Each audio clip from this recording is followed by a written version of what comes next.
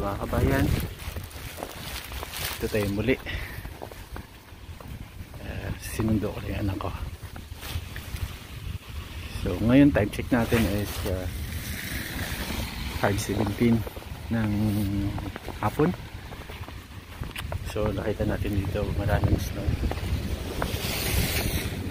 talagang pumapalpal yung snow. So hindi ko pa alam hanggang anong oras yung tapos ng snow.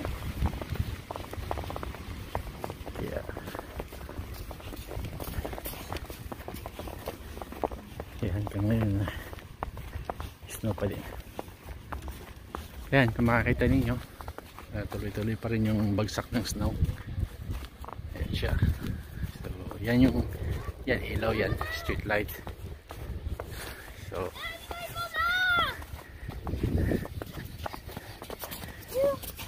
nalaglag yung balon ng anak ko. Don't let go, please. Don't let go. So ayan, makikita natin mga kabayan. Ayan, so madaming snow dito. Ayan, kung mapapansin niyo, punong-puno ng snow yung halaman. Ayan siya. Pero yung pagmarami pang snow, mayayari makamatay naman yung mga daon nito, malalagas. Ayan siya. Okay, so yan yung snow hanggang ngayon. Bumabagsak pa rin. So hindi natin alam kung anong oras yung stop ng snow muli.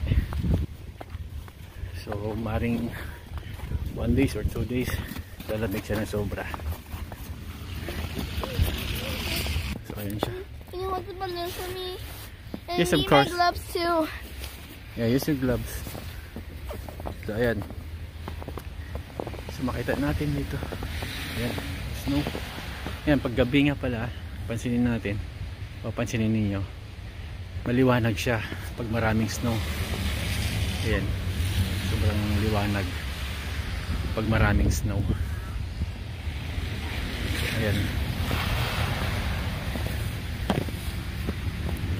So ayan yung snow.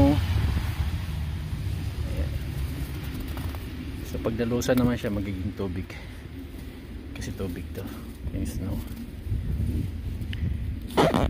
So mga after 2 days 3 days, yun, lalamig na siya ng sobra, magiging negative na yung temperature natin.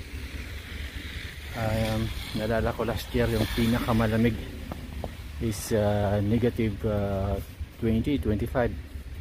So talagang yung iba hindi na pumapasok dahil sa sobrang lamig,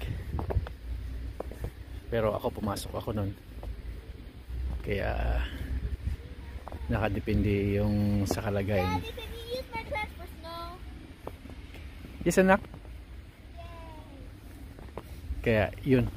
So yan. Okay. So kita-kits muli mga kabayan. Salamat.